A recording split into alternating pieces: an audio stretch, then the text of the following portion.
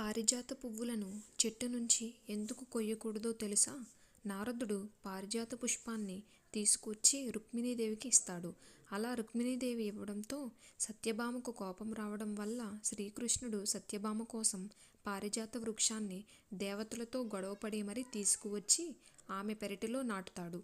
నిజానికి పారిజాత వృక్షం దేవలోకానికి చెందిన వృక్షం కనుక దేవలోకానికి చెందిన ఆ వృక్షం యొక్క పువ్వు భూమికి సంబంధించింది కాదు. భూమిని ఎప్పుడైతే తాకింది అది భూలోకానికి సంబంధించింది పువ్వుగా అవుతుంది. మన కర్మ భూమిపై పూజా కర్మకు ఉపయోగించే స్థితి ఆ పువ్వుకి రావాలంటే ఈ భూమిని తాకితేనే ఆ పువ్వుకి ఆ అర్హత వస్తుంది.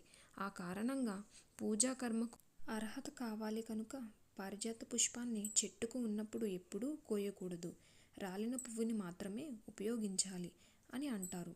నచ్చితే లైక్ చేయండి, సబ్స్క్రైబ్ చేయండి.